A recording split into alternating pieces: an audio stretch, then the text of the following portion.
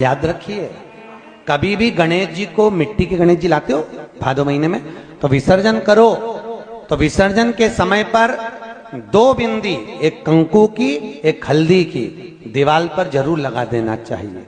क्यों? क्योंकि गणेश जी हमारे यहाँ आते हैं तो रिद्धि सिद्धि के साथ आते हैं, पर जब गणेश जी जाते हैं अगर हम बिंदी नहीं लगाते हैं तो गणेश जी अपनी रिद्धि सिद्धि को साथ में लेकर चले जाते हैं। पति के साथ पत्नी वापिस चली जाती है। जब हम बिंदी लगाते हैं तो उसका मतलब होता है कि हमारे घर की बहू हमारे घर में रहे, बेटा भले भ्रमण के लिए जाए। तो गणेश जी जाते हैं, रिद्धि सिद्धि घर में रह जाती है। इसलिए रिद्धि सिद्धि को घर में रखने के लिए 2 बिंदी लगाना चाहिए, एक कुंकू की एक हल्दी। अभी गणेश जी विसर्जन हुए, गणेश जी को जल में विसर्जन किया, तो आपके मन में एक प्रश्न तो खड़ा होगा, आया तो होगा कि गणेश जी के 10 दिन तक बिठाओ, नित्य पूजन करो, ने पाठ करो, ने अर्चना करो, ने 10वें दिन इनके विसर्जन कर दो, और वो भी पानी में कर दो। पानी में विसर्जन करो। तो ये कहां लिखा कि जल में विसर्जन करो? श्रीमद् भागवत पुराण की रचना जब वेद व्यास जी महाराज करने के लिए बैठे, वेद व्यास जी ने सुखदेव जी से कहा कि मैं मंत्र बोलूंगा, मैं श्लोक बोलूंगा, इसको लिखेगा कौन? तो सुखदेव जी ने बोला गणेश जी से विनती करो। गणेश जी से कहा कि आप लिखोगे? गणेश जी बोले मैं लिखने को तैयार हूं, पर बोलते बोलते तुम रुक गए तो मैंने भी लिखना छोड़ दूंगा, उसके बाद मैं भागवत को विराम दे दूंगा, मैं आगे नहीं लिखूंगा। अब वेद व्यास जी बड़े चक्कर में पड़ गए, क्या करें? तो गणेश जी से कहा मेरे श्लोकों में कुछ गड़बड़ी हो सकती है, उसमें से गलती को छांटना पड़ेगा, फिर लिखना पड़ेगा। कितना सुंदर संबोधन श्री वेद व्यास जी ने कहा कि मैं जो श्लोक बोलूंगा आपको लिखने के लिए है, उसमें मैं कुछ गलती करूंगा, उस गलती को छांटना है, तब श्लोक लिखना है। क्यों कहा वेद व्यास जी ने ये बात? गणेश जी भगवान है, वेद व्यास जी कहते हैं मैं तो संसारिक मनुष्य हूं ना, गलती तो कर सकता हूं। गलती कौन करता है? जम के बोलो भगवान गलती करता है क्या? नहीं, गलती कौन करेगा? मनुष्य। गलती मानव करेगा, गलती मनुष्य करेगा। और गलती करने के बाद अगर हमसे अपनी जिंदगी में कोई गलती हो जाती है तो एक बार क्षमा मांगने में कुछ जाता है क्या? प्रणाम करने में कुछ जाता है क्या? निवेदन करने में कुछ जाता है क्या? नहीं। गलती हो गई मुझसे, तो गणेश जी आप गलती को छांटना, लिखना। गणेश जी महाराज लिखने बैठ गए। लिखते लिखते लिखते लिखते 10 दिन हो गए गणेश जी महाराज को। शरीर में ताप पड़ने लगा गणेश जी महाराज के। वेद व्यास जी ने गणेश जी के हाथ का स्पर्श करा तो शरीर तो तप रहा था। वेद व्यास जी ने वहीं पर श्रीमद् भागवत के श्लोकों को विराम दे दिया। अब नहीं बोले। गणेश जी लिखते लिखते लिखते लिखते लिखते लिखते थक गए, ताप पड़ गया, शरीर गर्म हो गया। वेद व्यास जी ने कब करूं क्या? 10 दिन से लिख रहे हैं और शरीर पर ताप पड़ रहा है, करा क्या जाए? उन्होंने गणेश जी का हाथ पकड़ा, उठाया और कहा चलो प्रभु हमारे साथ में। वेद व्यास जी गणेश जी को ले गए और ले जाकर शीतल जल में श्री गणेश जी महाराज को बिठा दिया। गणेश जी को पानी के अंदर उनको विराजमान कर दिया कि अब आप ताप को थोड़ा ठंडा कर लीजिए। शीतल जल में बिठाया। उस दिन से नियम हो गया कि 10 दिन गणेश जी बैठते हैं और फिर उनका विसर्जन होता है पानी के अंदर, जल के अंदर। शरीर का ताप मिट जाए। तो गणेश जी ने वचन दिया है वेद व्यास जी महाराज को, आपने मेरे ताप को मिटाने के लिए मुझे जल में बिठाया है। जो मुझे जल में विसर्जन करेगा मेरा ताप तो मिटेगा ही, साथ में जो मुझे जल में विसर्जन करेगा उसके जीवन के भी ताप को मैं मिटा दूंगा, उसके जीवन के ताप को मैं मिटा दूंगा। ताप मिटा दिया।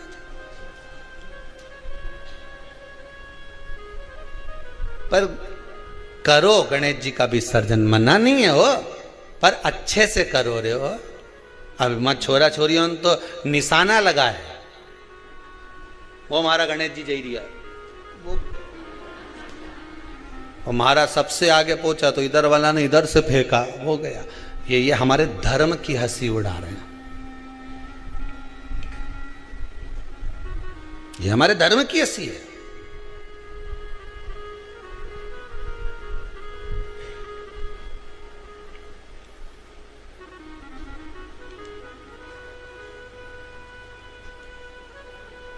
धर्म को बचाने का प्रयास एक हिंदू ही कर सकता है।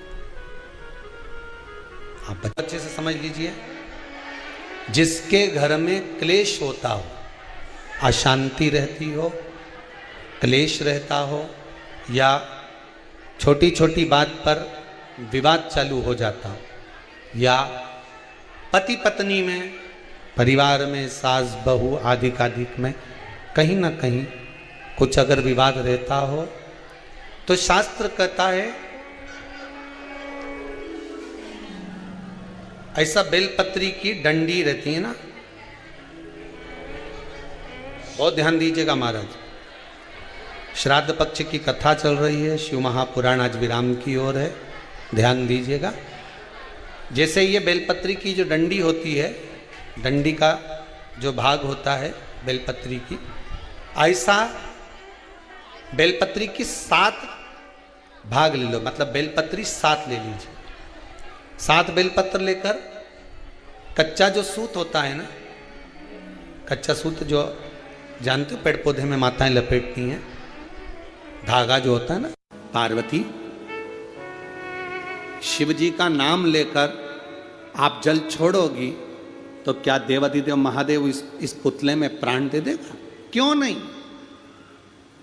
कल कथा सुनी थी ना आपने, एक वो बच्चे के हृदय में छेद हो गया था, सारी जांचें कराई, वो माँ को आसपास में कहीं हॉस्पिटल नहीं मिला, मोबाइल पर कथा सुनते सुनते उसने बस 2 बूंद जल डालकर कपड़े को पोंछ कर बेटे की छाती पर लगा दी और डॉक्टर से कहा एक जांच और कर लो, फिर ऑपरेशन की भले तैयारी करना। और डॉक्टर दूसरी जांच जब 10 तारीख को करा तो बच्चे के हृदय में छेद नहीं था। ये शिव तत्व है, ये उघड़ी है, शंभु।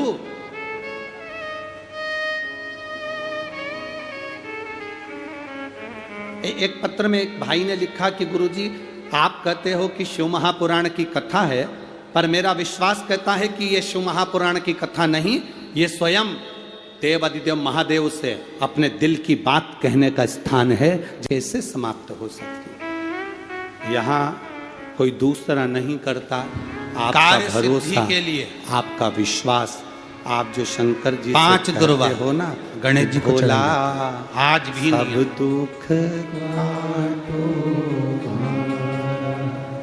ये केवल स्तुति नहीं है, ये केवल शब्द नहीं है, ये केवल प्रार्थना नहीं है। आप बाबा से कहते हो बाबा सब दुख काटो मेरा, तो बाबा का मतलब होता है पिता से, बाबा का मतलब होता है दादा से, बाबा का मतलब होता है अपने घर के बुजुर्ग से, बाबा का मतलब होता है अपने घर के बड़े से। जब हमारे घर के बड़े से, बुजुर्ग से हम जब बात कहते हैं तो हमारा दुख कटता है। क्यों नहीं कटेगा? क्यों ना कटे?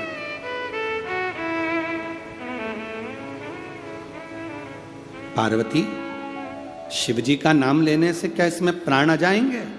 क्यों नहीं? एक सोनोग्राफी उस बेटी की बोल रही है कि इसमें बच्चा नहीं है, दूसरे महीने की सोनोग्राफी बोल रही है कि बेटी के गर्भ में बच्चा नहीं, इसका वहम है। अब 2 महीने वहम में सोनोग्राफी बोल रही है कि बच्चा नहीं, और तीसरे महीने की सोनोग्राफी बोल रही है कि 3 महीने का गर्भ है। 3 महीने का गर्भ है, ये तीसरे महीने की सोनोग्राफी बोल रही है।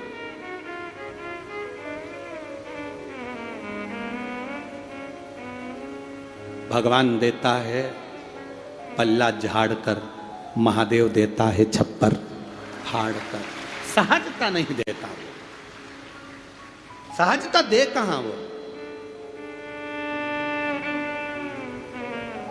शिव नाम से दुनिया का सारा सुख मिल सकता है, क्यों नहीं। श्री शिवाय नमस्तुभ्यम, हर हर महादेव। पूज्य गुरुजी ने इस वीडियो में अनंत चतुर्दशी, गणेश विसर्जन, गणपति विसर्जन के विषय में सभी उपाय बताए हैं। वीडियो को आप लाइक करिएगा, शेयर, कमेंट में श्री शिवाय नमस्तुभ्यम, हर हर महादेव अवश्य लिखिए। गणपति बप्पा मोरिया।